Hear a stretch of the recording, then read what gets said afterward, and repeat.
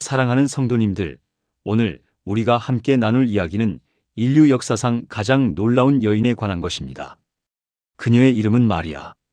예수님의 어머니로 알려진 이 여인은 과연 어떤 사람이었을까요? 역사 속에서 그녀의 실제 모습은 어땠을까요? 오늘 우리는 성경 기록과 고고학적 증거를 통해 마리아의 진짜 이야기를 만나보겠습니다. 놀라운 사실은 마리아가 천사를 만났을 때 그녀의 나이는 고작 14살에서 16살 정도였다는 것입니다. 상상이 되십니까? 우리 손녀뻘 되는 어린 소녀가 인류 구원의 계획 한가운데 서게 된 것입니다. 그것도 아무런 권력도 없고 부유하지도 않은 갈릴리의 작은 마을 나사렛에서 말입니다. 당시 나사렛은 얼마나 작은 마을이었을까요? 고고학자들의 발굴 결과에 따르면 1세기 나사렛의 인구는 불과 200명에서 400명 정도였습니다. 정말 작은 마을이었죠. 돌로 지은 집 몇 채와 동굴을 주거지로 사용하는 가난한 농부들의 마을이었습니다. 2009년에 이스라엘 고고학자들이 나사렛에서 발굴한 1세기 주택을 보면 당시 사람들이 얼마나 소박하게 살았는지 알 수 있습니다. 벽은 돌을 쌓아 만들었고 바닥은 그냥 흙바닥이었습니다. 가구라고는 간단한 나무 침대와 항아리 몇 개가 전부였죠. 창문도 작았고 불을 피우는 화덕이 집 한가운데 있었습니다. 연기가 집 안에 가득했을 것입니다. 겨울에는 추웠고 여름에는 더웠습니다. 그런 환경에서 마리아는 자랐습니다. 예루살렘 같은 대도시 사람들은 나사렛을 무시했습니다. 나사렛에서 무슨 선한 것이 날 수 있느냐는 말이 당시 유행어처럼 쓰였을 정도니까요. 요한복음 1장 46절에 나오는 나다나엘의 말입니다. 나사렛은 그 정도로 경멸받는 곳이었습니다. 지도에도 제대로 표시되지 않는 작은 시골 마을, 역사책에도 나오지 않는 보잘것없는 곳, 바로 그런 곳에서 마리아는 자랐습니다. 그녀의 가정은 어땠을까요? 성경은 마리아의 부모 이름을 직접 언급하지 않습니다. 하지만 초대 교회 전승에 따르면 그녀의 어머니 이름은 안나, 아버지 이름은 요아킴이었다고 전해집니다. 이것은 2세기경 기록된 야고보 원복음서라는 문헌에 나오는 내용입니다. 물론 이것은 정경이 아니므로 확실하다고 말할 수는 없습니다. 하지만 이 전승이 초대 교회부터 널리 받아들여졌다는 것은 의미가 있습니다. 마리아의 부모는 평범한 유대인 가정이었을 것입니다. 율법을 지키고 안식일을 거룩하게 지키며 회당에서 예배 드리는 경건한 사람들이었겠죠. 마리아라는 이름은 히브리어로 미리암인데 이는 쓴맛 또는 반역이라는 뜻을 가지고 있습니다. 출애굽 때 모세의 누나 미리암을 기억하며 많은 유대인 부모들이 딸에게 이 이름을 지어주었죠. 미리암은 이스라엘 백성들이 홍해를 건넌 후 소고를 들고 찬양을 이끌었던 여성 지도자였습니다. 마리아의 부모도 딸이 그런 믿음의 여인으로 자라기를 바랐을 것입니다. 당시 유대 사회에서 소녀들은 어떻게 자랐을까요?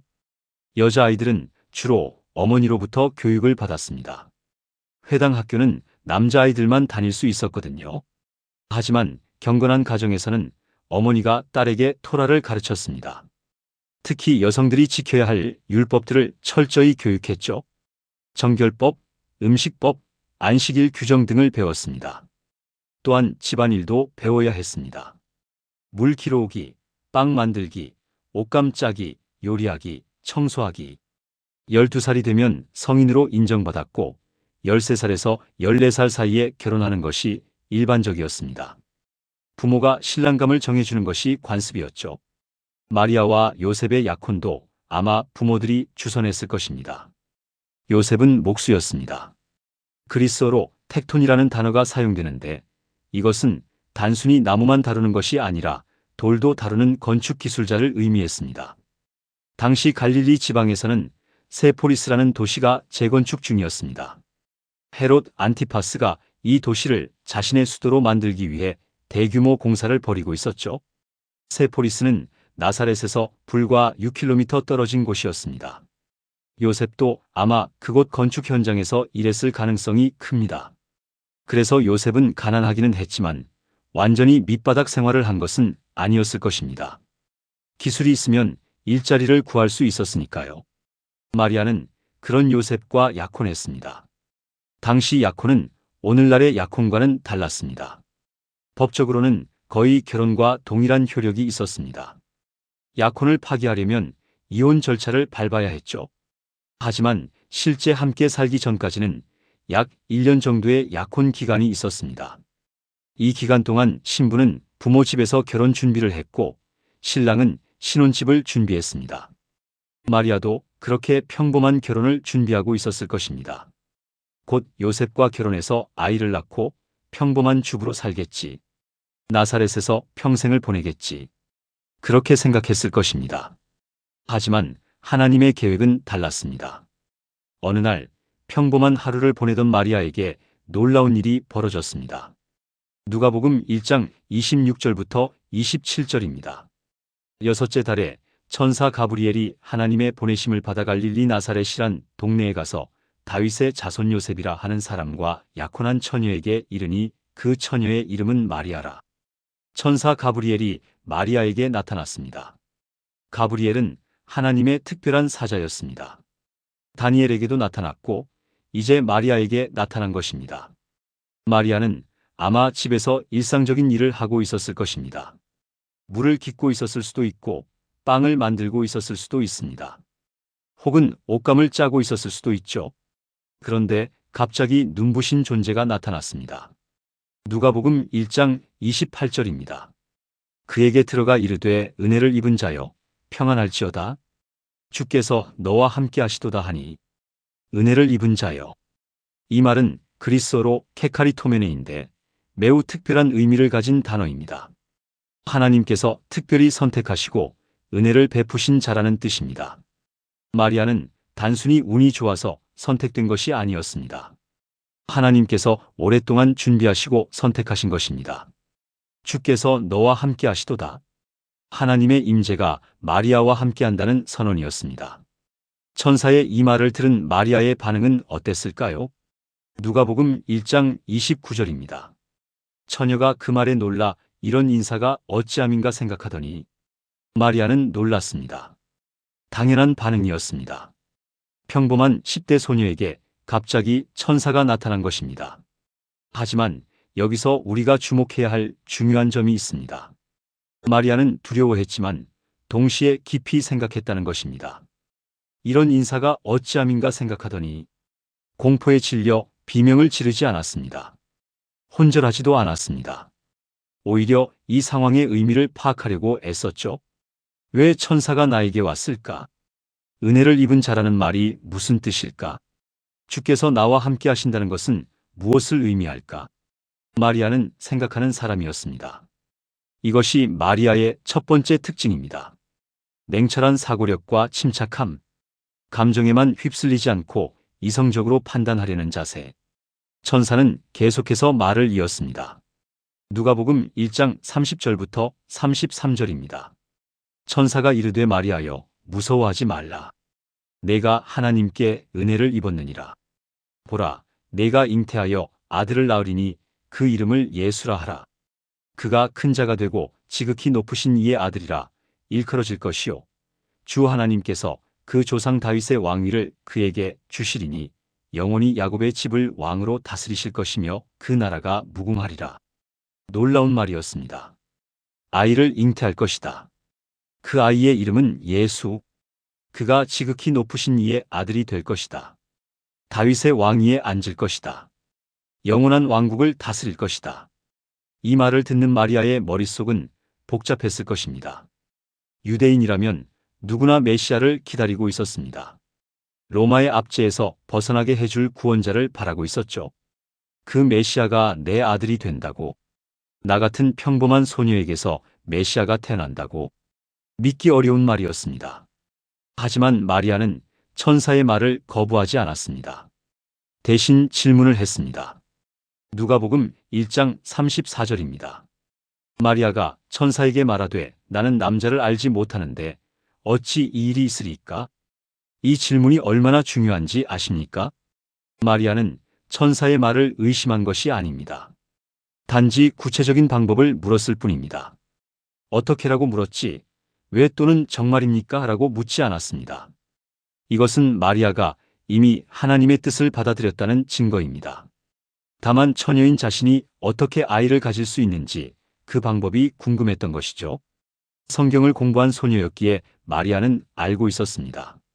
이사야 7장 14절의 예언을 보라, 처녀가 잉태하여 아들을 낳을 것이요. 혹시 그 예언이 나를 통해 이루어진다는 말인가? 마리아는 그렇게 생각했을 것입니다. 천사의 대답은 더욱 놀라웠습니다. 누가복음 1장 35절입니다.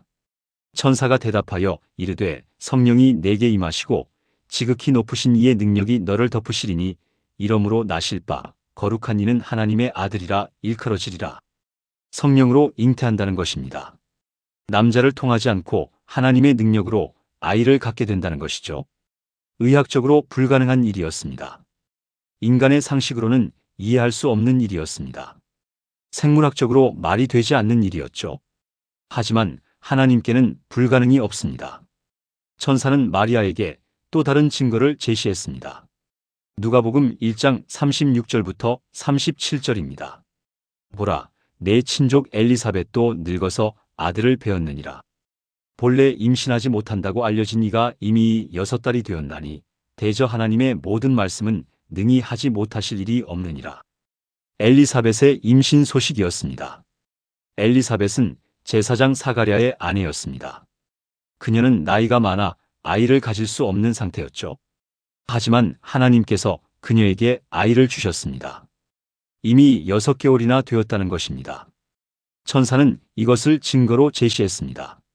보라, 엘리사벳에게도 불가능한 일이 일어났다. 하나님께는 불가능이 없다. 마리아는 이 말을 들었습니다. 그리고 결정을 내렸습니다. 누가복음 1장 38절입니다. 마리아가 이르되 주의 여종이오니 말씀대로 내게 이루어지이다 하매 천사가 떠나가니라. 주의 여종이오니 말씀대로 내게 이루어지이다. 이 한 문장 안에 마리아의 모든 것이 담겨 있습니다. 순종, 겸손, 그리고 담대한 믿음. 여러분, 이것이 얼마나 엄청난 결단인지 아십니까? 당시 유대 사회에서 약혼 기간 중 임신은 사형에 해당하는 죄였습니다. 신명기 22장 23절부터 24절을 보면 약혼한 처녀가 다른 남자와 동침하면 둘 다 성문 밖에서 돌로 쳐 죽이라고 명령합니다. 이것은 단순한 위협이 아니었습니다.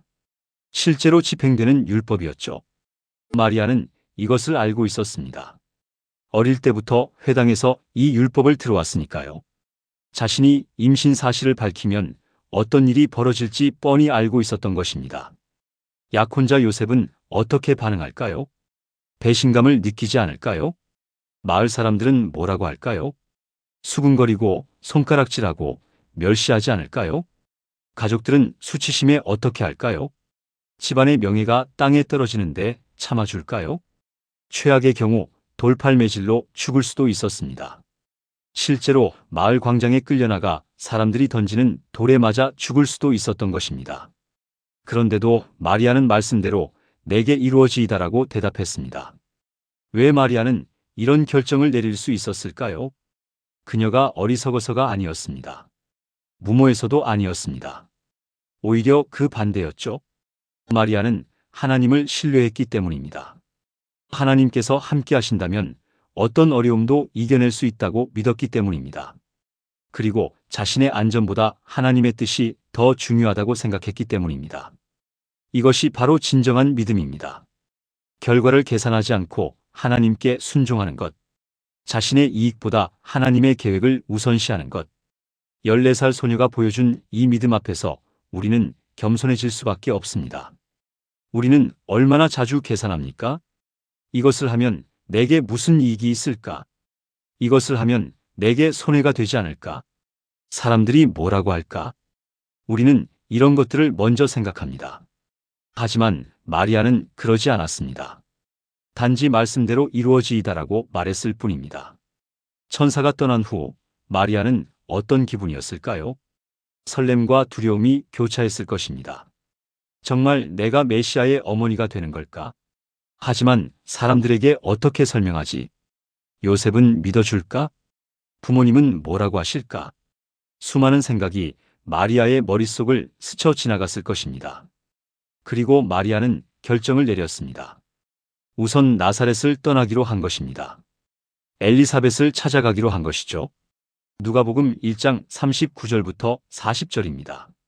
이때 마리아가 일어나 빨리 산지로 가서 유대 한 동네에 이르러 사가랴의 집에 들어가 엘리사벳에게 문안하니, 빨리라는 단어가 중요합니다. 마리아는 서두르지 않을 수 없었습니다. 왜 그녀는 급히 떠났을까요? 몇 가지 이유가 있었을 것입니다. 첫째, 천사가 말한 엘리사벳의 임신을 직접 확인하고 싶었을 것입니다. 정말 늙은 엘리사벳이 임신했다면 그것은 하나님의 능력이 실제로 역사하고 있다는 증거니까요. 둘째, 엘리사벳과 함께 있고 싶었을 것입니다. 자신에게 일어난 일을 이해해 줄 사람이 필요했습니다. 같은 기적을 경험하고 있는 엘리사벳이라면 자신을 이해해 줄 것입니다. 셋째, 나사렛을 잠시 떠나고 싶었을 것입니다. 아직 임신 초기라 배가 불러오지 않았을 때 떠나는 것이 좋았습니다. 나중에 배가 불러온 상태로 돌아오면 그때는 이미 기정사실이 되어 있을 테니까요. 나사렛에서 유대 산지까지는 약 130km 정도 됩니다. 직선거리로는 약 100km이지만 산길을 돌아가야 했기에 실제로는 더 멀었죠. 도보로 사흘에서 나흘이 걸리는 먼 거리였습니다. 게다가 갈릴리에서 유대로 가려면 사마리아를 거쳐야 했습니다. 사마리아인들과 유대인들은 서로 원수처럼 지냈습니다. 종교적, 역사적 이유로 수백 년 동안 서로를 미워했죠. 유대인들은 사마리아를 지나가는 것조차 꺼렸습니다. 그래서 많은 사람들이 사마리아를 우회해서 요단강 동쪽 길로 돌아갔습니다. 하지만 그러면 거리가 훨씬 더 멀어졌죠. 위험한 여정이었습니다. 10대 소녀 혼자서 그 먼 길을 갈 수는 없었을 것입니다. 강도들이 출몰하는 위험한 길이었으니까요. 아마도 마리아는 예루살렘으로 가는 순례 행렬에 합류했을 것입니다. 유대인들은 1년에 3번 큰 명절에 예루살렘으로 순례를 갔습니다. 유월절, 오순절, 초막절 때였죠. 나사렛 사람들도 이 행렬에 합류해서 예루살렘으로 갔습니다. 마리아도 그런 순례 행렬에 함께했을 가능성이 큽니다. 함께 가는 사람들이 많으면 안전했으니까요. 상상해 보십시오. 뱃속에 하나님의 아들을 품고 걷는 소녀의 모습을. 매 걸음마다 그녀의 마음은 어땠을까요? 신발은 가죽 샌들이었을 것입니다. 옷은 간단한 튜닉과 망토, 머리에는 베일을 쓰고 작은 보따리 하나를 들고 아침 일찍 출발해서 해가 질 때까지 걷습니다. 발은 아팠을 것입니다. 물집도 잡혔을 것입니다. 목은 말랐을 것입니다.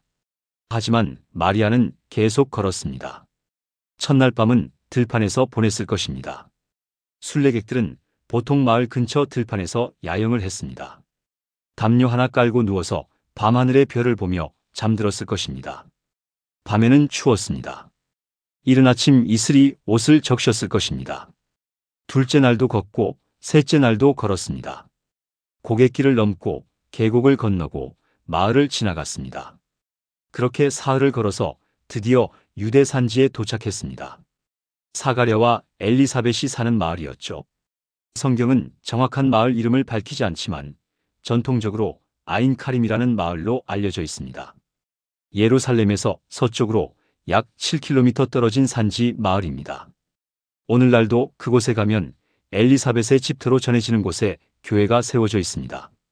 마리아는 드디어 사가랴의 집에 도착했습니다. 피곤했을 것입니다. 하지만 동시에 설렜을 것입니다. 정말 엘리사벳 이모가 임신했을까? 천사가 한 말이 사실일까? 마리아가 문을 두드렸습니다. 그리고 엘리사벳에게 인사했습니다. 평안하십니까, 이모님? 아마 이렇게 말했을 것입니다. 그 순간 놀라운 일이 벌어졌습니다. 누가복음 1장 41절입니다. 엘리사벳이 마리아가 문안함을 들음에 아이가 복중에서 뛰노는지라. 엘리사벳이 성령의 충만함을 받아 엘리사벳 뱃속에 아기가 뛰놀았습니다. 훗날 세례 요한이 될 그 아기가 마리아를 알아본 것입니다. 더 정확히 말하면 마리아 뱃속에 예수님을 알아본 것이죠. 아직 태어나지도 않은 두 아기 사이에 영적인 교감이 있었던 것입니다. 이것은 단순한 태동이 아니었습니다. 엘리사벳은 임신 6개월이었으니 태동을 여러 번 경험했을 것입니다. 하지만 이번은 달랐습니다. 평소와는 다른 강렬한 움직임이었던 것입니다. 그리고 엘리사벳은 성령 충만함을 받았습니다. 누가복음 1장 42절부터 45절까지입니다. 큰 소리로 외쳐 이르되 여자 중에 내가 복이 있으며 내 태중의 아이도 복이 있도다. 내 주의 어머니가 내게 나아오니 이 어찌 된 일인가? 보라, 내 문안하는 소리가 내 귀에 들릴 때에 아이가 내 복중에서 기쁨으로 뛰놀았도다. 믿은 여자에게 복이 있도다.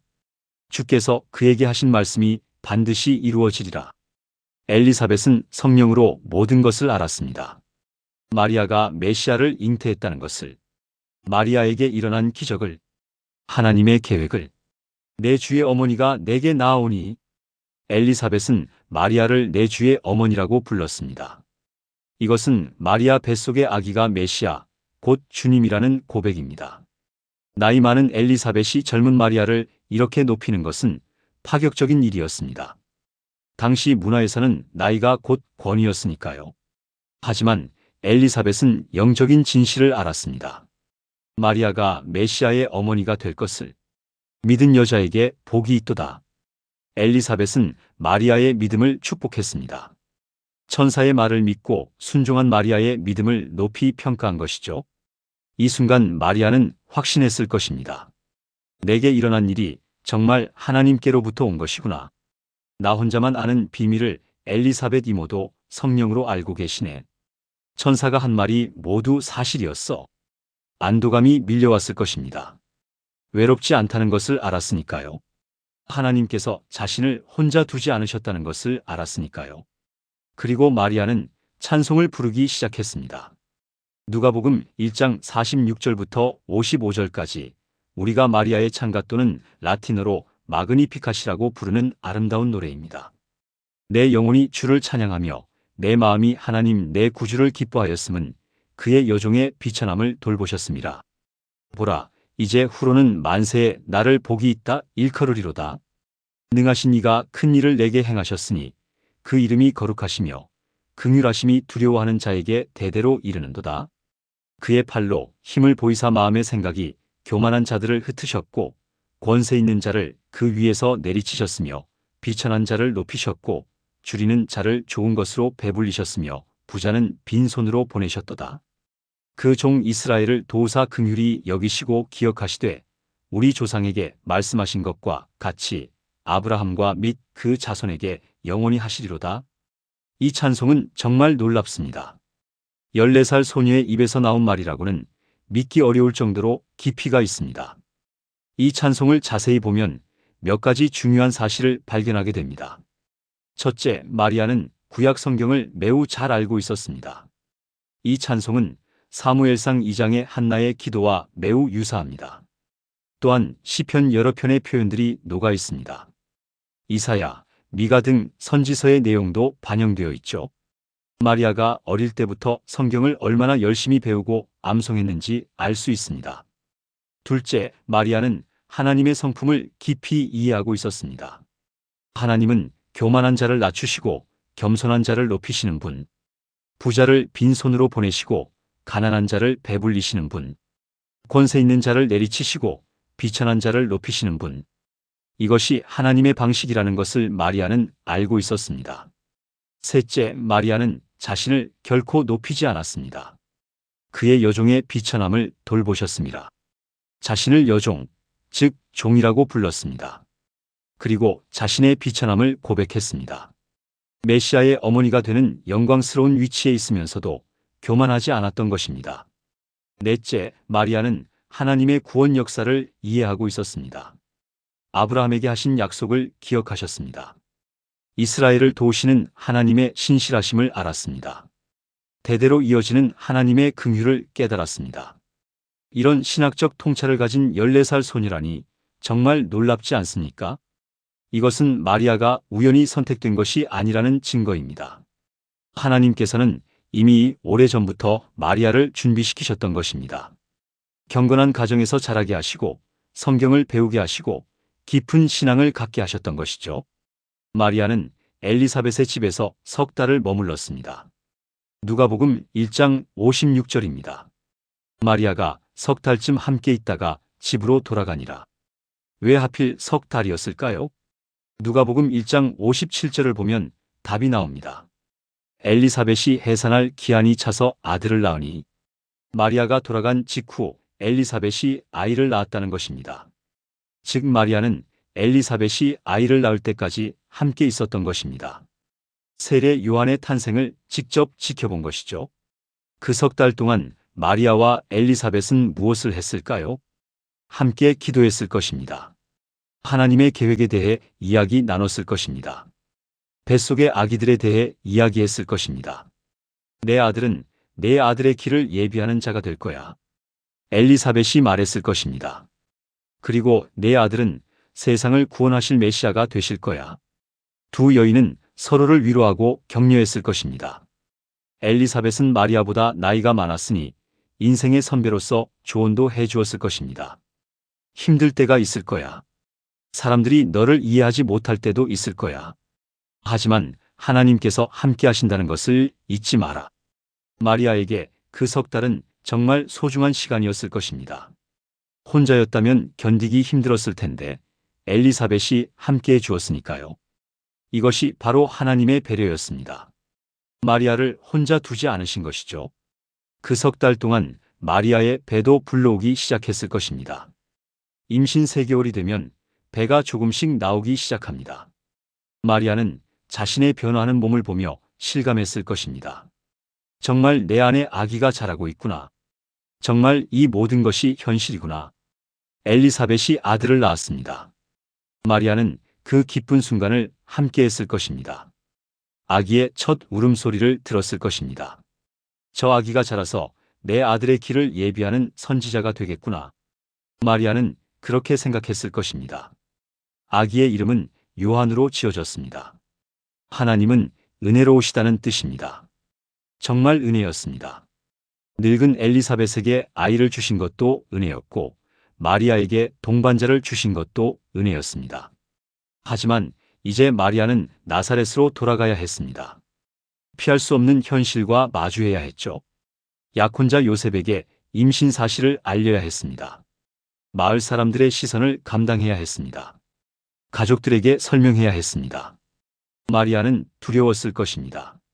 하지만 동시에 확신도 있었습니다. 엘리사벳의 임신을 직접 목격했으니까요.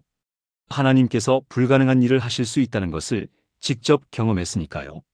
하나님께서 엘리사벳 이모를 도우신 것처럼 나도 도우실 거야. 마리아는 그렇게 믿었을 것입니다. 석 달 만에 나사렛으로 돌아온 마리아. 상상해 보십시오. 이미 임신 3개월이 넘었으니 배가 불러오기 시작했을 것입니다. 옷으로 가릴 수 있었을지도 모르지만 조심스러운 사람들은 눈치챘을 것입니다. 마을 사람들의 수군거림이 들렸을 것입니다. 저 애가 어디 갔다 왔길래 요셉과 결혼도 하기 전에 뭔가 수상하지 않아? 마리아의 귀에도 들렸을 것입니다. 마음이 얼마나 무거웠을까요? 하지만 가장 어려운 순간은 요셉을 만나는 것이었습니다. 마태복음 1장 18절부터 19절을 보겠습니다. 예수 그리스도의 나심은 이러하니라. 그의 어머니 마리아가 요셉과 약혼하고 동거하기 전에 성령으로 잉태된 것이 나타났더니 그의 남편 요셉은 의로운 사람이라 그를 드러내지 아니하고 가만히 끊고자 하여 요셉은 마리아가 임신한 것을 알았습니다. 어떻게 알았을까요? 아마 마리아가 직접 말했을 것입니다. 요셉, 들어주세요. 제게 놀라운 일이 일어났어요. 천사가 나타났고 저는 성령으로 아이를 잉태했어요. 이 아기는 메시아예요. 마리아가 이렇게 설명했을 것입니다. 요셉의 반응은 어땠을까요? 믿을 수 있었을까요? 성령으로 잉태했다고, 천사가 나타났다고, 그게 말이 되나? 요셉은 혼란스러웠을 것입니다. 사랑하는 약혼녀가 임신했는데 자신의 아이가 아니라고 합니다. 그런데 다른 남자와 동침한 것도 아니라고 합니다. 성령으로 임신했다고 합니다. 믿기 어려운 이야기였습니다. 하지만 요셉은 의로운 사람이었습니다. 율법을 지키는 사람이었죠. 율법대로라면 마리아를 고발해야 했습니다. 장로들 앞에 데려가서 간음죄를 밝혀야 했습니다. 그러면 마리아는 돌팔매질로 죽을 것입니다. 하지만 요셉은 그럴 수 없었습니다. 마리아를 사랑했으니까요. 그래서 요셉은 가만히 끊고자 했습니다. 조용히 은밀하게 파혼하려고 했던 것입니다. 공개적으로 망신을 주지 않고 몰래 이혼 증서를 써주려고 했던 것이죠. 이것이 요셉이 생각할 수 있는 최선이었습니다. 율법도 지키고 마리아도 보호하는 방법. 요셉은 며칠 동안 고민했을 것입니다. 정말 이렇게 해야 하나? 마리아를 사랑하는데. 하지만 다른 도리가 없잖아. 그는 결국 결정을 내렸습니다. 조용히 파혼하기로. 하지만 하나님께서는 요셉의 마음도 아셨습니다. 마태복음 1장 20절부터 21절입니다. 이 일을 생각할 때 주의 사자가 현몽하여 이르되 다윗의 자손 요셉아 내 아내 마리아 데려오기를 무서워하지 말라. 그에게 잉태된 자는 성령으로 된 것이라. 아들을 낳으리니 이름을 예수라 하라. 이는 그가 자기 백성을 그들의 죄에서 구원할 자이심이라 하니라. 천사가 요셉의 꿈에 나타났습니다. 그리고 마리아에게 일어난 일의 진실을 알려주었습니다. 정말로 성령으로 잉태된 것이라고. 그 아기가 메시아라고. 백성을 죄에서 구원할 자라고. 요셉은 꿈에서 깨어났습니다. 그리고 어떻게 했을까요? 마태복음 1장 24절부터 25절입니다. 요셉이 잠에서 깨어 일어나 주의 사자의 분부대로 행하여 그의 아내를 데려왔으나 아들을 낳기까지 동침하지 아니하더니 낳음의 이름을 예수라 하니라. 요셉은 순종했습니다. 마리아처럼 순종했습니다. 세상 사람들이 뭐라고 하든 자신의 명예가 어떻게 되든 하나님의 말씀에 순종했습니다. 요셉도 엄청난 희생을 한 것입니다. 마리아를 아내로 맞이한다는 것은 그 아이를 자신의 아이로 키우겠다는 의미였습니다. 사람들은 요셉을 수군거렸을 것입니다. 결혼도 하기 전에 아이를 가진 여자와 결혼하다니. 저 사람 참 어리석네. 하지만 요셉은 개의치 않았습니다. 하나님의 뜻을 따르는 것이 더 중요했으니까요. 이렇게 해서 마리아와 요셉은 함께 이 놀라운 여정을 걷게 됩니다. 두 사람 모두 젊었습니다. 두 사람 모두 가난했습니다.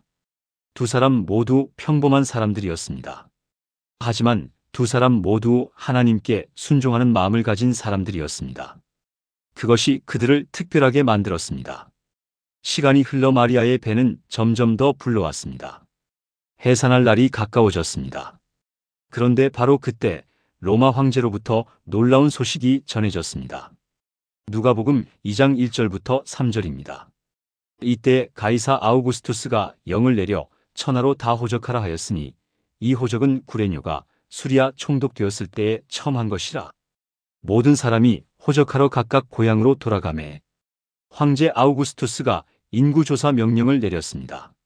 모든 사람이 자기 고향으로 가서 등록하라는 것이었죠. 이것은 단순한 인구조사가 아니었습니다. 세금 부과를 위한 것이었습니다. 로마는 피지배 민족들을 철저히 관리했습니다. 누가 어디 사는지, 재산이 얼마나 되는지 파악해서 세금을 걷었죠. 요셉은 다윗의 자손이었습니다. 그래서 다윗의 고향인 베들레헴으로 가야 했습니다. 문제는 마리아가 만삭이었다는 것입니다. 누가복음 2장 5절입니다. 그 약혼한 마리아와 함께 호적하러 가니 마리아가 이미 잉태하였더라. 만삭의 임산부를 데리고 150km를 가야 한다는 것입니다. 나사렛에서 베들레헴까지는 약 150km. 평소에도 나흘에서 닷새 걸리는 먼 거리인데 만삭의 임산부와 함께라면 훨씬 더 오래 걸렸을 것입니다. 게다가 12월이었습니다. 물론 이스라엘의 12월이 한국처럼 춥지는 않지만 그래도 밤에는 상당히 추웠습니다. 특히 산지를 지날 때는 더욱 추웠죠. 요셉은 고민했을 것입니다. 마리아를 데리고 가야 하나, 집에 두고 가야 하나? 하지만 마리아를 집에 혼자 두고 갈 수는 없었습니다. 언제 아기가 태어날지 모르는 상황이었으니까요. 만약 자신이 없는 사이에 아기가 태어나면 어떡합니까? 그래서 요셉은 마리아를 데리고 가기로 했습니다. 나귀 한 마리를 구했을 것입니다. 마리아를 나귀에 태웠습니다. 그리고 천천히, 아주 천천히 베들레헴을 향해 출발했습니다. 상상해 보십시오. 만삭의 마리아가 나귀 등에 앉아 있는 모습을. 배는 무겁고 몸은 불편하고 등은 아팠을 것입니다. 나귀가 한 걸음 한 걸음 내디딜 때마다 몸이 흔들렸을 것입니다. 아프지 않았을까요? 요셉은 나귀 고삐를 잡고 걸었습니다. 가능한 한 천천히, 조심스럽게. 괜찮아요? 요셉이 자주 물었을 것입니다. 네, 괜찮아요. 마리아가 대답했을 것입니다. 하지만 정말 괜찮았을까요? 첫날 밤, 그들은 어느 작은 마을에서 쉬었을 것입니다. 마리아는 피곤에 지쳐 잠들었습니다. 둘째 날도 계속 갔습니다. 예루살렘을 향해 남쪽으로 사마리아를 지나고 유대 지방에 들어섰습니다. 셋째 날 마리아는 몸이 더 무거워짐을 느꼈습니다. 곧 아기가 태어날 것 같아. 하지만 아직 베들레헴에 도착하지 못했습니다. 제발 베들레헴에 도착할 때까지 기다려줘, 아기야. 마리아는 배를 쓰다듬으며 속으로 기도했을 것입니다. 넷째 날 드디어 베들레헴이 보였습니다. 작은 언덕 위에 자리 잡은 마을. 다윗이 태어난 곳. 이제 다윗보다 더 위대한 왕이 태어날 곳. 하지만 그곳에서 또 다른 문제가 기다리고 있었습니다. 누가복음 2장 6절부터 7절입니다. 거기 있을 그때에 해산할 날이 차서 처사들을 낳아 강보로 싸서 구유에 뉘었으니 이는 여관에 있을 곳이 없음이러라. 여관에 방이 없었습니다. 인구조사 때문에 온 사람들로 베들레헴이 붐볐기 때문입니다. 모든 여관이 만원이었습니다. 요셉은 여러 집을 찾아다녔을 것입니다. 방 하나만 빌려주실 수 없겠습니까? 아내가 곧 아이를 낳았습니다. 하지만 대답은 똑같았습니다. 미안하오. 빈 방이 없소. 마리아는 진통이 시작되었습니다. 아기가 곧 나올 것 같았습니다. 어떡하지? 어디서 아이를 낳아야 하지? 요셉은 급했습니다. 그리고 마침내 한 곳을 찾았습니다. 가축 우리였습니다.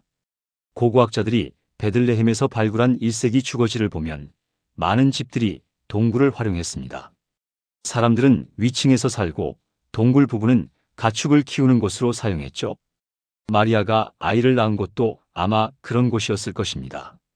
어두컴컴한 동굴, 소와 나귀가 있는 곳, 집과 건초 냄새가 나는 곳. 하지만 다른 선택이 없었습니다. 요셉은 마리아를 그곳으로 데려갔습니다. 그리고 그곳에서 마리아는 아이를 낳았습니다. 첫 아이를 낳는 산모는 누구나 두렵습니다. 더군다나 마리아는 아직 10대였습니다. 의사도 없고 산파도 없고 편안한 침대도 없는 그곳에서 아이를 낳아야 했습니다. 얼마나 아팠을까요? 얼마나 무서웠을까요? 하지만 마리아는 해냈습니다. 그리고 마침내 아기가 태어났습니다. 아기의 첫 울음소리가 동굴에 울려 퍼졌습니다. 요셉은 조심스럽게 아기를 받았습니다. 그리고 마리아에게 안겨주었습니다. 마리아는 아기를 품에 안았습니다. 작고 연약한 아기. 하지만 이 아기가 바로 메시아였습니다. 온 우주를 창조하신 하나님의 아들이었습니다. 이제 인간이 되어 마리아의 품에 안겨 있는 것입니다. 마리아는 아기를 보며 무슨 생각을 했을까요? 정말 이 아기가 세상을 구원할 메시아일까? 이렇게 작고 연약한 아기가. 하지만 동시에 확신도 있었습니다. 천사가 말했던 것을, 엘리사벳이 확인해 주었던 것을.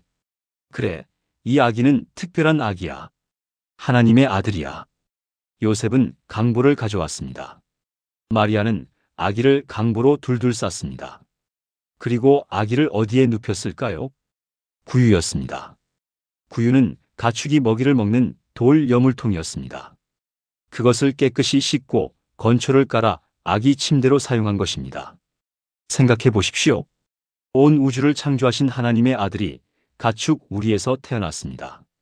왕궁이 아니라 마구간에서, 부드러운 비단 요람이 아니라 딱딱한 돌 구유에서, 금관을 쓰지 않고 강보를 입었습니다. 이것이 바로 하나님의 방식입니다. 높은 곳에서 낮은 곳으로, 영광에서 겸손으로, 하늘에서 땅으로, 그리고 그 한가운데 마리아가 있었습니다. 하나님의 아들을 품에 안고 있는 10대 소녀. 이 놀라운 계획의 핵심 인물이 마리아입니다. 그날 밤 또 다른 놀라운 일이 벌어졌습니다. 목자들이 찾아온 것입니다. 누가복음 2장 8절부터 20절까지의 기록을 보면 들에서 양을 치던 목자들에게 천사가 나타났습니다. 오늘 다윗의 동네에 너희를 위하여 구주가 나셨으니 곧 그리스도 주시니라. 너희가 가서 강보에 쌓여 구유에 뉘어 있는 아기를 보리니 이것이 너희에게 표적이니라. 그리고 수많은 천사들이 나타나 찬양했습니다. 지극히 높은 곳에서는 하나님께 영광이요, 땅에서는 하나님이 기뻐하신 사람들 중에 평화로다. 목자들은 급히 달려왔습니다. 그리고 마리아와 요셉과 구유에 누인 아기를 찾았습니다. 그들은 천사들이 자기들에게 한 말을 전했습니다. 마리아는 목자들의 이야기를 들었습니다. 그리고 누가복음 2장 19절은 이렇게 기록합니다. 마리아는 이 모든 말을 마음에 두어 생각하니라. 이 구절이 정말 중요합니다. 마리아는 일어나는 모든 일을 깊이 묵상했습니다. 천사의 방문, 엘리사벳의 확인, 요셉의 꿈, 베들레헴으로의 여행, 마구간에서의 출산, 목자들의 방문, 천사들의 찬양, 이 모든 것을 마음에 새기고 곱씹었던 것입니다. 이게 다 무슨 의미일까? 하나님께서 무엇을 하고 계신 걸까? 마리아는 계속 생각했습니다. 이것이 마리아의 또 다른 특징입니다. 깊이 생각하는 사람, 묵상하는 사람, 그저 감정에 휩쓸리지 않고 일어나는 일들의 의미를 파악하려고 애쓰는 사람. 아기가 태어난 지 8일째 되는 날, 유대인의 율법대로 할례를 행했습니다. 레위기 12장 3절의 규정입니다. 그리고 이름을 예수라고 지었습니다. 천사가 명령한 대로. 예수라는 이름은 히브리어로 여호수아, 즉 여호와는 구원이시다라는 뜻입니다. 이 이름이 그의 사명을 말해주고 있었습니다. 백성을 죄에서 구원할 자. 40일이 지났을 때는 예루살렘 성전에 아기를 데리고 갔습니다. 레위기 12장의 규정에 따라 정결 예식을 드리고 첫 아들을 하나님께 드리기 위해서였습니다. 베들레헴에서 예루살렘까지는 약 10km, 걸어서 2~3시간 거리였습니다. 마리아는 출산 후 40일 만에 그 길을 걸었습니다. 몸은 아직 완전히 회복되지 않았을 것입니다. 하지만 율법을 지켜야 했습니다. 그들이 가져간 재물은 무엇이었을까요? 누가복음 2장 24절입니다. 또 주의 율법에 말씀하신 대로 산비둘기 한 쌍이나 혹은 어린 집비둘기 둘로 제사하려 함이더라. 비둘기 한 쌍이었습니다. 레위기 12장 8절을 보면 어린 양을 드릴 힘이 없는 가난한 사람은 비둘기나 산비둘기를 드릴 수 있었습니다. 마리아와 요셉이 얼마나 가난했는지 알 수 있는 대목입니다. 어린 양 한 마리도 살 수 없을 정도로 가난했던 것입니다. 메시아의 가족이 이렇게 가난했다니 놀랍지 않습니까? 하지만 하나님께서는 가난한 사람들을 택하셨습니다. 권력도 없고 부도 없고 명예도 없는 사람들을, 그들을 통해 세상 구원의 계획을 이루신 것입니다. 성전에서 또 놀라운 일이 벌어졌습니다. 시므온이라는 노인이 나타난 것입니다. 누가복음 2장 25절부터 35절까지를 보면 시므온은 의롭고 경건한 사람으로 이스라엘의 위로를 기다리던 사람이었습니다. 성령이 그에게 계셔서 주의 그리스도를 보기 전에는 죽지 않으리라는 약속을 받았죠. 그날 성령의 감동으로 성전에 들어간 시므온은 마리아의 품에 안긴 아기를 보았습니다. 그리고 아기를 안고 하나님을 찬송했습니다. 주제여, 이제는 말씀하신 대로 종을 평안히 놓아주시는도다. 내 눈이 주의 구원을 보았사오니 이는 만민 앞에 예비하신 것이요 이방을 비추는 빛이요 주의 백성 이스라엘의 영광이니이다. 시므온은 이 아기가 바로 이스라엘이 기다리던 메시아임을 알아본 것입니다. 마리아와 요셉은 놀랐습니다. 누가복음 2장 33절입니다. 그 부모가 그에 대한 말들을 놀랍게 여기더라. 또 한 사람이 자신들의 아기를 알아본 것입니다. 목자들에 이어 시므온까지. 하지만 시므온은 마리아에게 예언도 했습니다. 누가복음 2장 34절부터 35절입니다. 시므온이 그들에게 축복하고 그의 어머니 마리아에게 말하여 이르되 보라, 이는 이스라엘 중 많은 사람을 패하거나 흥하게 하며 비방을 받는 표적이 되기 위하여 세움을 받았고 또 칼이 내 마음을 찌르듯 하리라. 이는 여러 사람의 마음의 생각을 드러내려 함이니라 하더라. 칼이 내 마음을 찌르듯 하리라. 이 말이 무슨 뜻일까요? 마리아가 장차 큰 고통을 겪게 될 것이라는 예언이었습니다. 자식을 둔 어머니라면 누구나 아는 진리입니다. 자식의 고통이 곧 어머니의 고통이라는 것을. 마리아도 그 고통을 피할 수 없을 것이었습니다. 자신의 아들이 고난당하는 것을 보게 될 것이었습니다. 십자가에 달리는 것을 보게 될 것이었습니다. 그때 마리아의 마음도 칼로 찔리듯 아플 것이었습니다. 하지만 그때 마리아는 아직 그 의미를 다 이해하지 못했을 것입니다. 단지 마음에 두어 생각했을 뿐이죠. 칼이 내 마음을 찌른다는 게 무슨 뜻일까? 내 아들에게 무슨 일이 일어난다는 걸까? 마리아는 알지 못했습니다. 33년 후 골고다 언덕에서 무슨 일이 일어날지. 예수님이 태어나고 얼마 지나지 않아 또 다른 위기가 찾아왔습니다. 마태복음 2장의 기록입니다.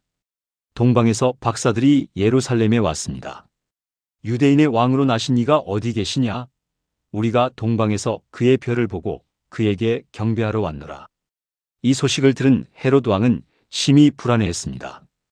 헤롯은 유대인의 왕이라는 칭호를 받고 있었습니다.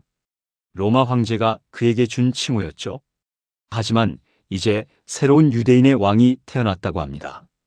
헤롯은 자신의 왕위를 위협할 새로운 왕을 용납할 수 없었습니다. 그는 대제사장들과 서기관들을 모아 그리스도가 어디서 나겠느냐고 물었습니다. 그들은 미가 5장 2절의 예언을 인용했습니다. 베들레헴에서 나리이다. 헤롯은 박사들을 불러 아이를 찾거든 자기에게 알려달라고 했습니다. 나도 가서 그에게 경배하겠노라. 거짓말이었습니다.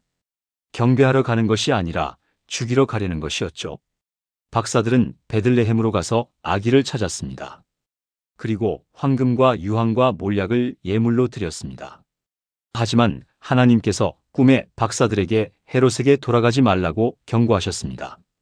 박사들은 다른 길로 돌아갔습니다. 헤롯은 박사들이 돌아오기를 기다렸습니다. 하지만 박사들은 오지 않았습니다. 마태복음 2장 16절입니다.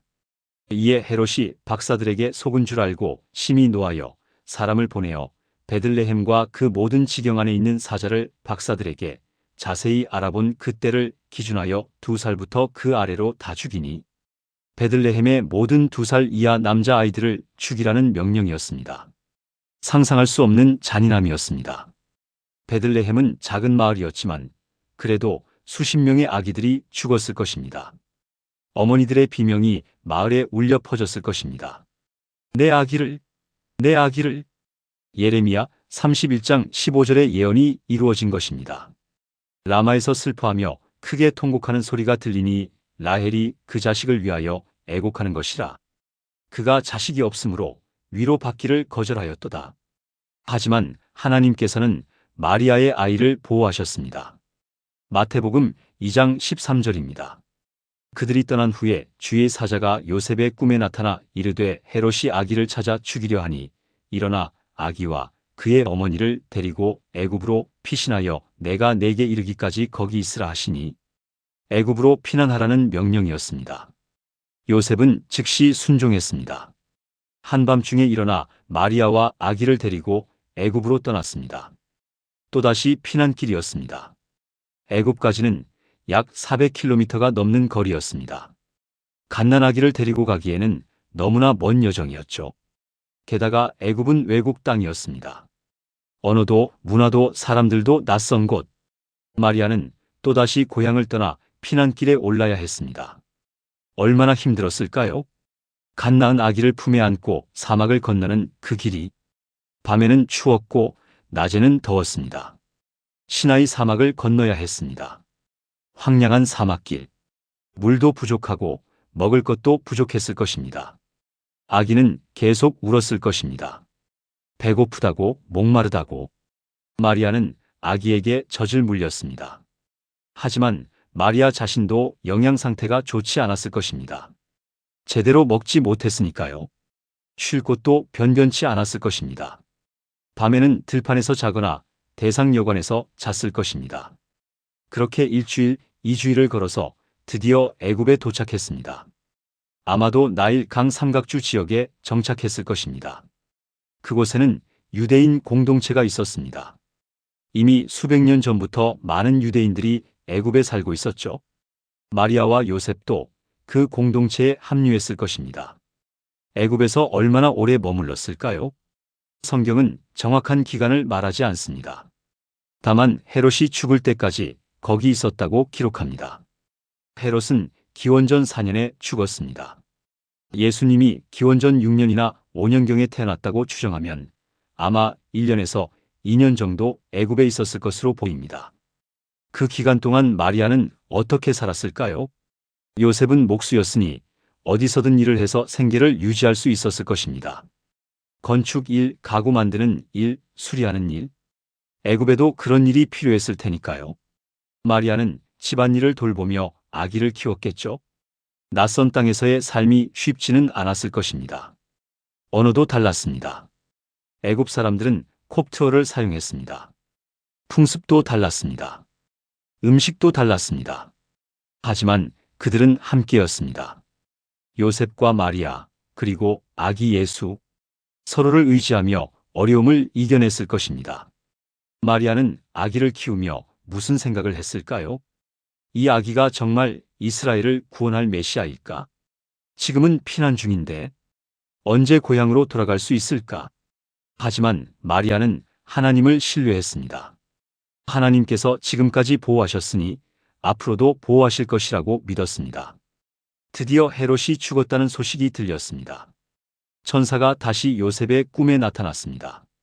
마태복음 2장 19절부터 20절입니다. 헤롯이 죽은 후에 주의 사자가 애굽에서 요셉의 꿈에 나타나 이르되 일어나 아기와 그의 어머니를 데리고 이스라엘 땅으로 가라. 아기의 목숨을 찾던 자들이 죽었느니라 하시니 고향으로 돌아갈 수 있게 된 것입니다. 얼마나 기뻤을까요? 마리아는 기쁨의 눈물을 흘렸을 것입니다. 드디어 고향으로 돌아갈 수 있어. 그들은 짐을 꾸렸습니다. 애굽에서의 삶을 정리했습니다. 그리고 다시 그 먼 길을 걸어 이스라엘로 돌아왔습니다. 하지만 베들레헴으로 돌아가지는 않았습니다. 마태복음 2장 22절입니다.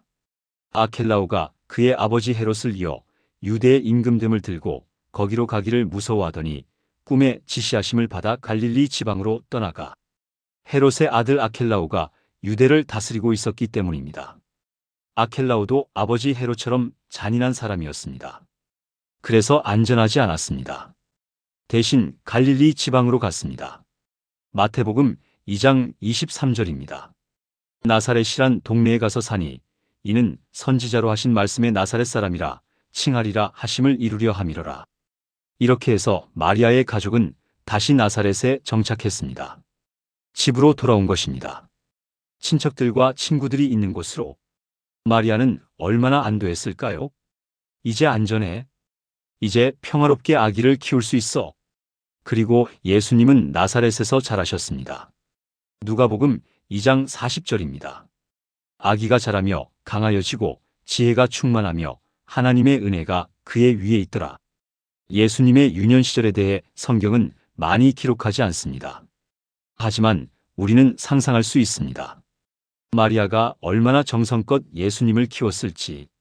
아침마다 쇠마를 가르쳤을 것입니다. 이스라엘아, 들으라. 우리 하나님 여호와는 오직 유일한 여호와이시니. 성경 말씀을 가르쳤을 것입니다. 토라의 이야기들을.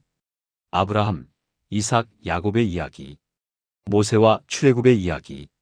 다윗 왕의 이야기. 예수님은 어머니 마리아로부터 많은 것을 배웠을 것입니다. 요셉에게서는 목수 일을 배웠습니다. 나무를 다루는 법, 도구를 사용하는 법, 건축하는 법.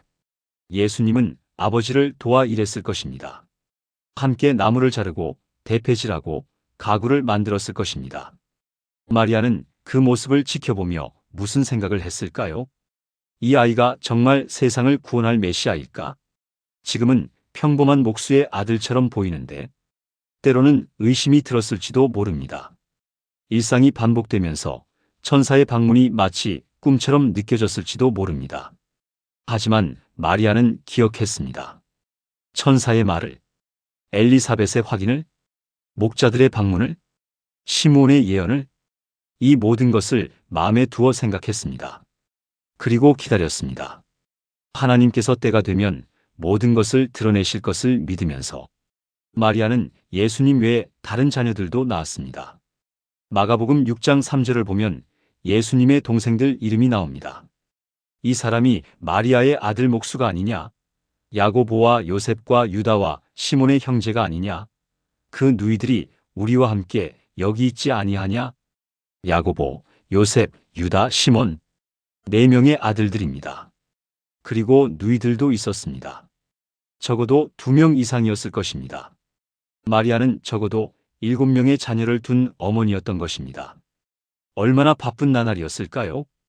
7명의 아이들을 먹이고, 입히고, 키우는 일, 세탁하고, 요리하고, 청소하는 일. 마리아의 하루는 쉴 틈이 없었을 것입니다. 하지만 그 와중에도 마리아는 잊지 않았을 것입니다. 예수님이 특별한 아이라는 것을, 하나님께서 그를 통해 큰 일을 하실 것이라는 것을. 예수님이 12살 되었을 때 중요한 사건이 하나 일어났습니다. 누가복음 2장 41절부터 52절까지의 기록입니다. 유월절을 지키러 예루살렘에 올라갔다가 돌아오는 길에 예수님을 잃어버린 사건이었죠.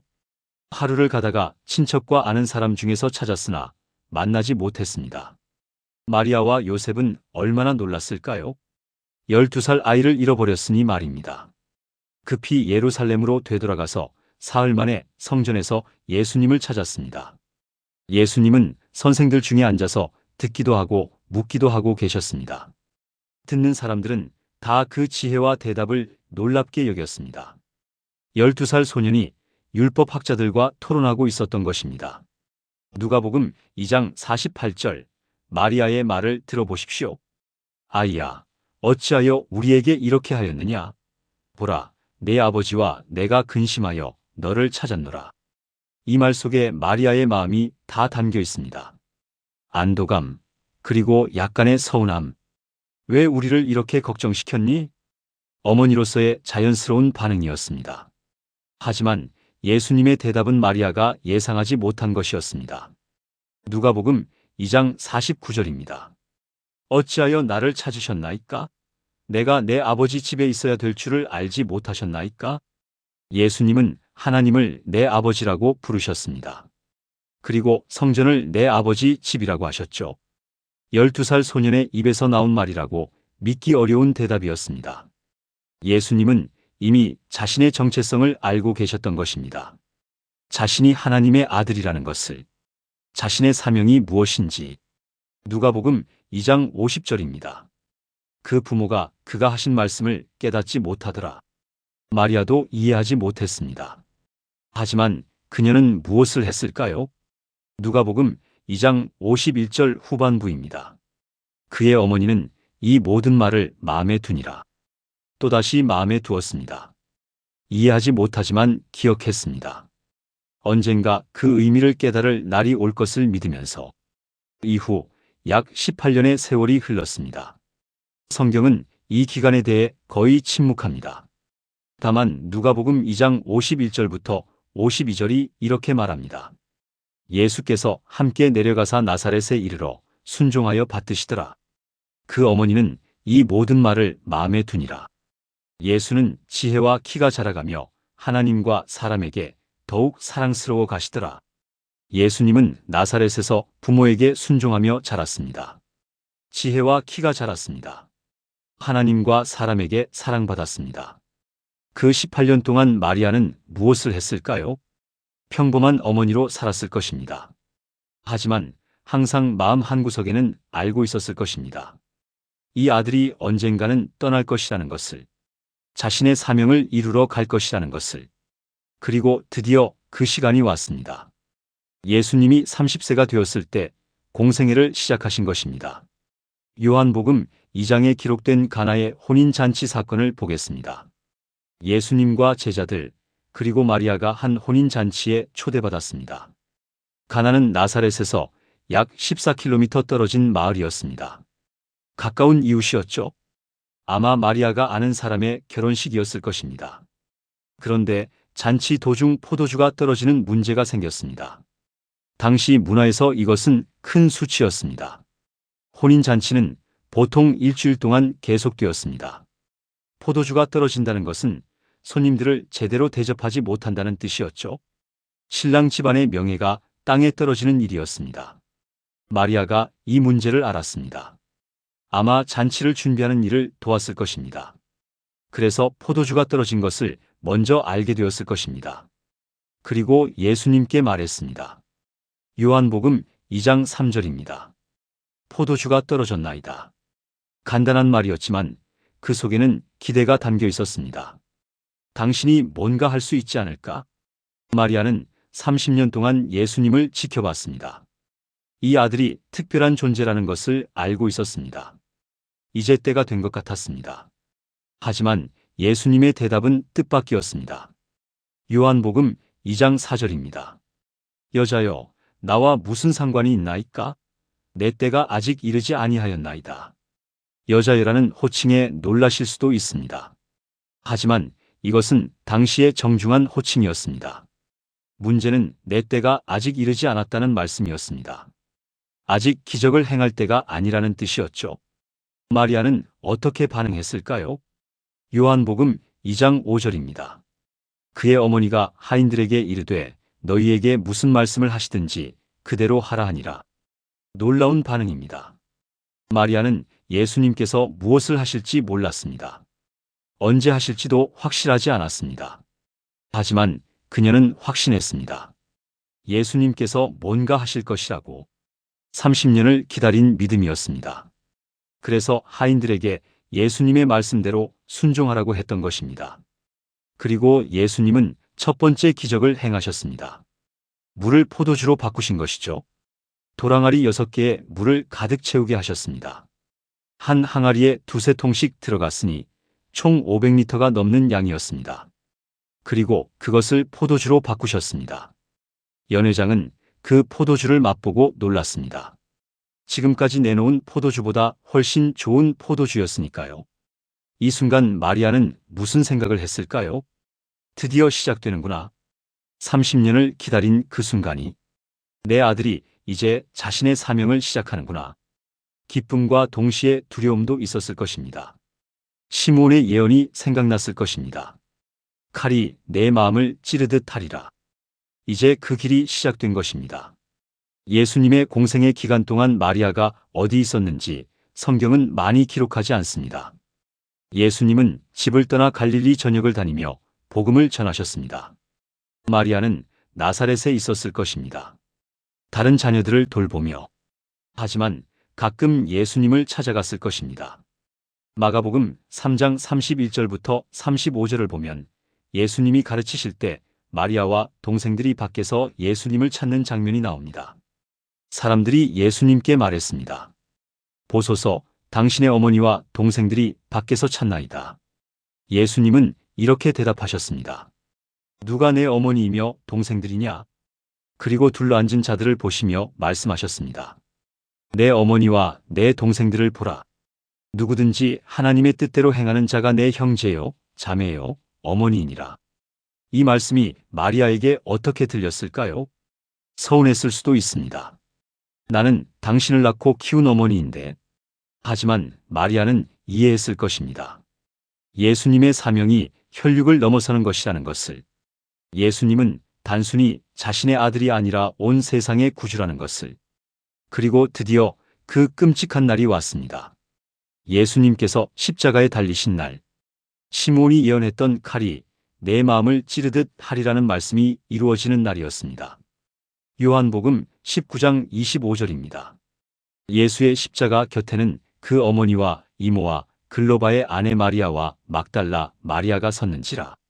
마리아는 십자가 곁에 서 있었습니다. 많은 제자들이 도망갔지만 마리아는 그곳에 있었습니다. 자신의 아들이 고통당하는 모습을 지켜보면서 얼마나 아팠을까요? 자식이 고통받는 것을 보는 어머니의 마음이 예수님의 몸에 박힌 못이 마리아의 마음도 찔렀을 것입니다. 예수님의 흘리신 피가 마리아의 마음도 찢었을 것입니다. 예수님의 고통스러운 신음이 마리아의 귀를 찔렀을 것입니다. 하지만 마리아는 그곳을 떠나지 않았습니다. 끝까지 함께했습니다. 예수님께서 십자가에서 마리아를 보셨습니다.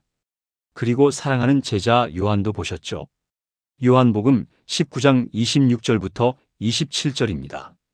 예수께서 자기의 어머니와 사랑하시는 제자가 곁에 서 있는 것을 보시고 자기 어머니께 말씀하시되 여자여 보소서 아들이니이다 하시고 또 그 제자에게 이르시되 보라 내 어머니라 하신데 그때부터 그 제자가 자기 집에 모시니라. 죽음을 앞둔 순간에도 예수님은 어머니를 걱정하셨습니다. 요셉은 이미 세상을 떠난 것으로 보입니다. 성경에 더 이상 등장하지 않으니까요. 마리아를 돌볼 사람이 필요했고 예수님은 사랑하는 제자 요한에게 어머니를 부탁하신 것입니다. 이것이 예수님께서 십자가에서 하신 마지막 가족에 대한 배려였습니다. 고통 가운데서도 어머니를 생각하신 것입니다. 마리아는 이 말씀을 들었습니다. 그리고 얼마 후 예수님께서 다 이루었다 하시고 숨을 거두셨습니다. 마리아의 마음은 찢어졌습니다. 33년 전 품에 안았던 그 아기가 이제 십자가에서 죽었습니다. 천사가 큰 자가 되고 지극히 높으신 이의 아들이라 일컬어질 것이라고 했던 그 아기가, 다윗의 왕위에 앉을 것이라고 했던 그 아기가, 그 나라가 무궁하리라고 했던 그 아기가 이제 십자가에서 죽었습니다. 마리아는 무슨 생각을 했을까요? 모든 것이 끝난 걸까? 천사의 말씀이 틀린 걸까? 내가 33년을 기다린 것이 헛된 일이었을까? 절망이 밀려왔을 것입니다. 하지만 마리아는 알지 못했습니다. 3일 후에 무슨 일이 일어날지. 사흘 후 예수님께서 부활하셨습니다. 성경은 부활하신 예수님께서 마리아를 만나셨는지 직접 기록하지 않습니다. 하지만 만나셨을 것이라고 믿습니다. 고린도전서 15장 6절을 보면 부활하신 예수님께서 500여 명의 형제에게 나타나셨다고 합니다. 그 많은 사람들에게 나타나시면서 어머니를 찾지 않으셨을 리 없으니까요. 마리아가 부활하신 예수님을 보았을 때 어떤 기분이었을까요? 슬픔이 기쁨으로 바뀌었을 것입니다. 절망이 희망으로 바뀌었을 것입니다. 의심이 확신으로 바뀌었을 것입니다. 정말이구나. 천사가 말한 대로 이 아들은 특별한 아들이었구나. 죽음도 그를 붙들 수 없었구나. 정말로 하나님의 아들이구나. 마리아는 기쁨의 눈물을 흘렸을 것입니다. 33년의 여정이 헛되지 않았습니다. 모든 고난과 시련에 의미가 있었습니다. 하나님께서는 약속을 지키셨습니다. 예수님께서 승천하신 후 마리아는 어디 있었을까요? 사도행전 1장 14절입니다.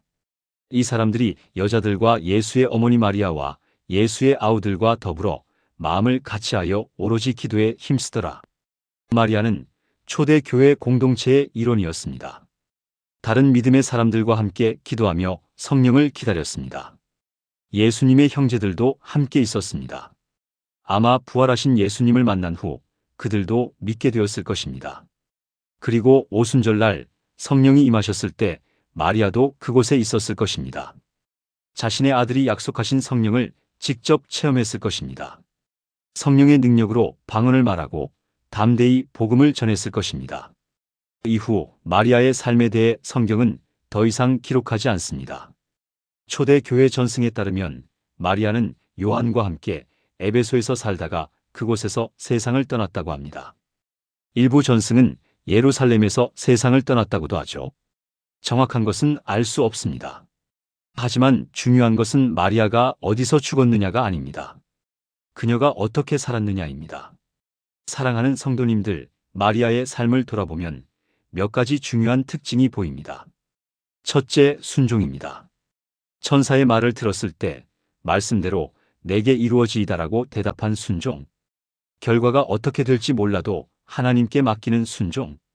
자신의 목숨이 위험해질 수도 있는데도 순종한 믿음. 둘째, 겸손입니다. 자신을 주의 여종이라고 부른 겸손. 하나님의 어머니가 되는 영광스러운 위치에 있으면서도 교만하지 않은 겸손. 끝까지 낮은 자세를 유지한 겸손. 셋째, 믿음입니다. 불가능해 보이는 일도 하나님께서 하실 수 있다고 믿는 믿음. 30년을 기다리면서도 포기하지 않는 믿음. 십자가의 죽음 후에도 부활을 기다린 믿음. 넷째, 인내입니다. 고난과 시련 속에서도 끝까지 견디는 인내. 십자가 아래서도 자리를 지키는 인내. 긴 세월을 기다리는 인내. 다섯째, 묵상입니다. 일어나는 모든 일을 마음에 두어 생각하는 묵상. 그저 감정적으로 반응하지 않고 깊이 생각하는 자세. 하나님의 뜻을 이해하려고 애쓰는 자세. 이 모든 것이 마리아를 특별하게 만들었습니다. 하나님께서는 이런 마리아를 택하셨던 것입니다. 우리도 마리아처럼 살 수 있기를 소망합니다. 하나님께 순종하고 어려움 속에서도 인내하며 모든 일을 마음에 두어 생각하는 삶. 그것이 바로 마리아가 우리에게 남긴 가장 큰 유산입니다. 오늘 이야기가 여러분에게 위로와 힘이 되었기를 바랍니다. 이 영상이 도움이 되셨다면 좋아요 버튼을 눌러주시고 댓글로 여러분의 생각을 나눠주세요. 구독과 알림 설정도 잊지 마시고 다음 영상에서 또 만나 뵙겠습니다. 늘 건강하시고 하나님의 은혜가 여러분과 함께 하시기를 축복합니다.